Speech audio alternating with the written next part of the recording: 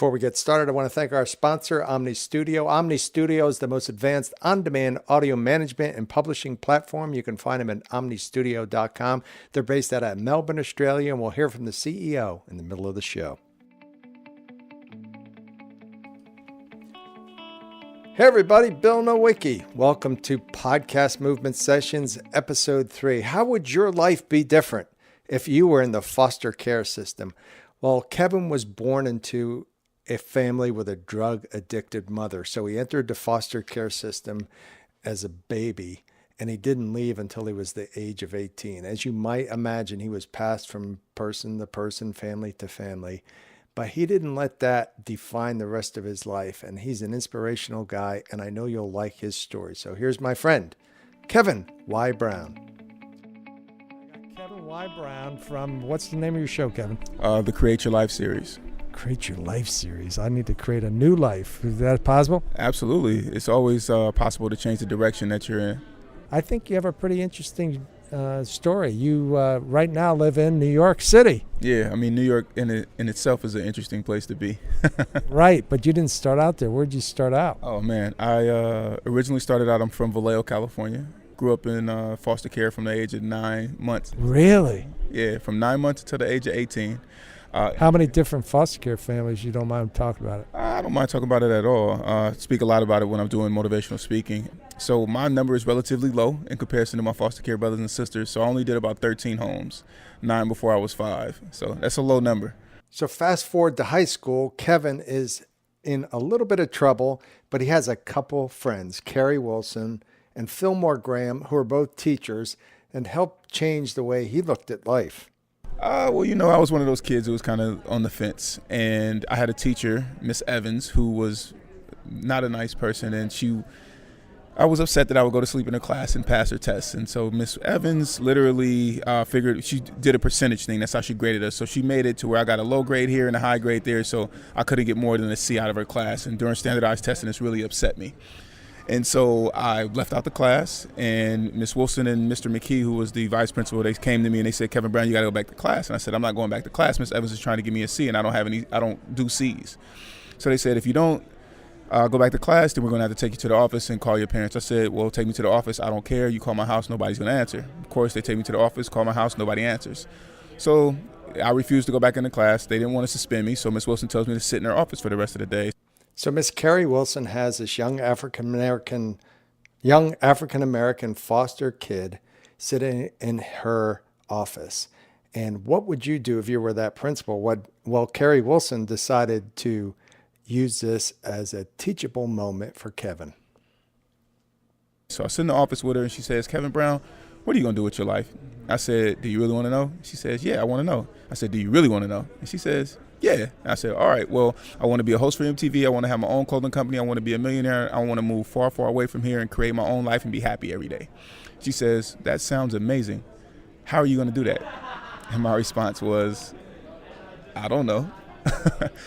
So at Jesse Bethel High School in Vallejo, California, Kevin Y. Brown is sitting there the next day with his teacher, Carrie Wilson, and they start going through the rest of his life.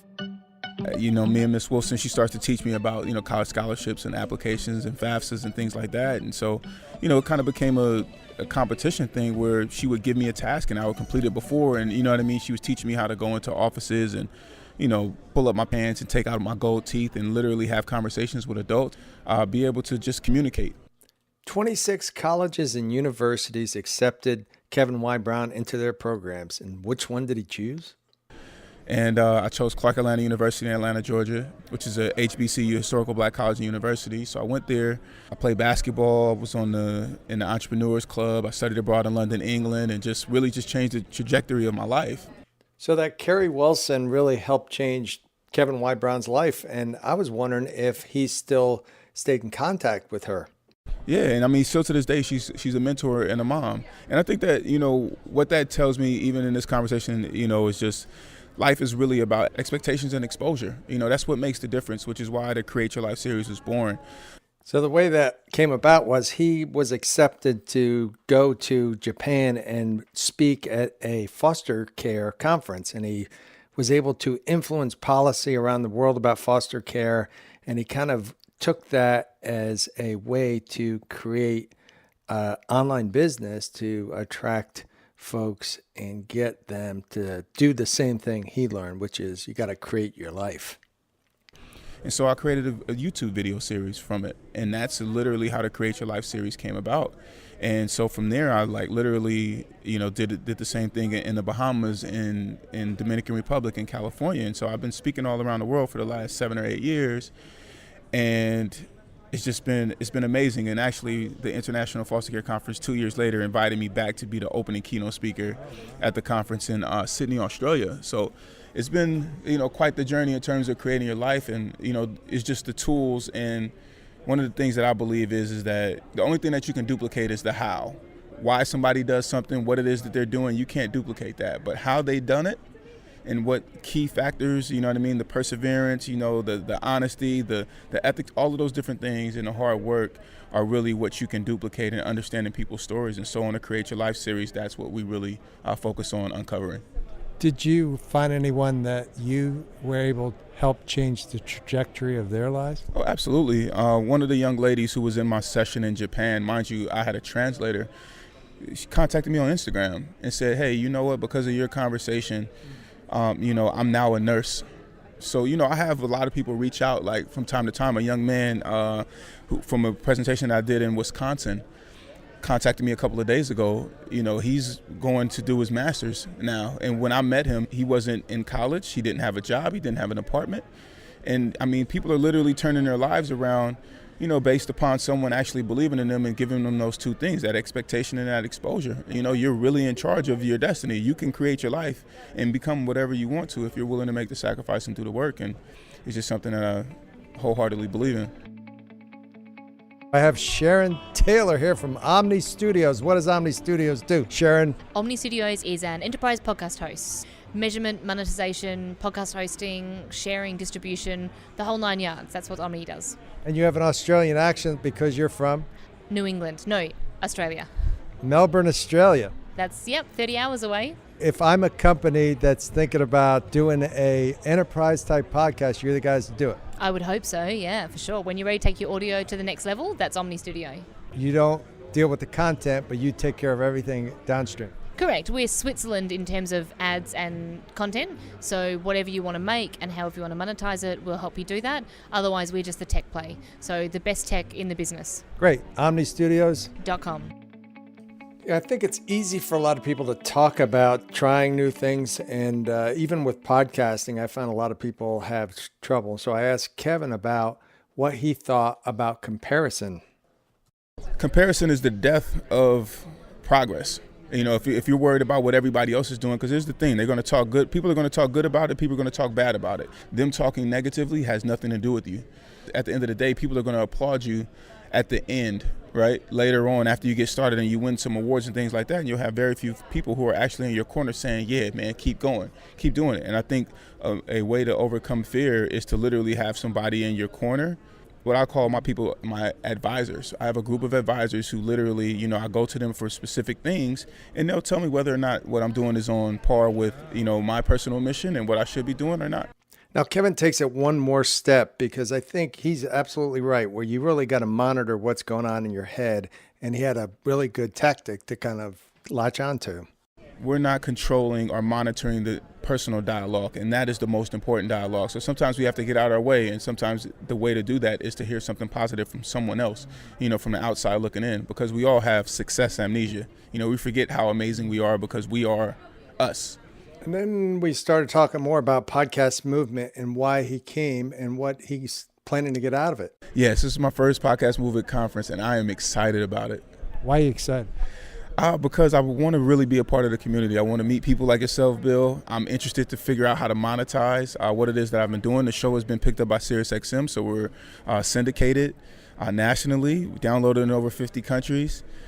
And he also has a podcast editing service and does show notes and everything from soup to nuts for podcasting. But I was fascinated by Kevin Y. Brown. If you listen to the way he talks, he starts out kind of slow and methodical, and then he gets so excited just getting into this stuff. And I was really excited to get to know him. So I have to admit that the Podcast Movement Conference was absolutely one of the best experiences that I've had, and probably the best conference that I've been to.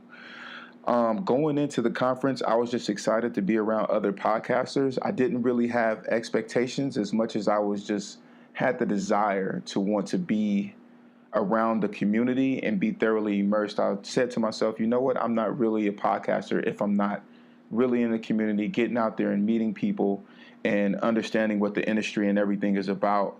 And so I went in with, just my heart open and my eyes open and just willing to learn. And I learned a lot, but I would say one of the best things was building real authentic relationships. Some of the great people that I had the opportunity to meet was Ant McGinley, Mark Moriarty, and also Colin Morgan. These are three gentlemen who all have, two of them have a podcast, and one of them runs a podcast hosting service, and that was Mark.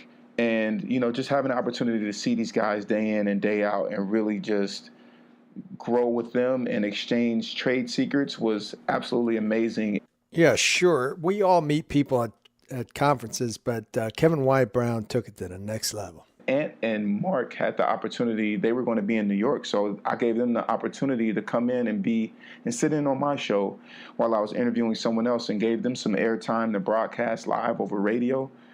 And, afterwards we hung out, and then we hung out another day as well. And I'm still in contact over WhatsApp with these gentlemen. And so I think that I really built some great lifelong friendships while being at the conference. And I love the fact that the podcast community is so eclectic, and there's so many people doing so many great things and from different walks of life. And man, it was just people rich and just an amazing experience. I'm very thankful. So this is a conference that I'll be attending every single year. Yeah, I'm looking forward to seeing Kevin Y. Brown next year in Orlando, Florida. That's right, Orlando, Florida.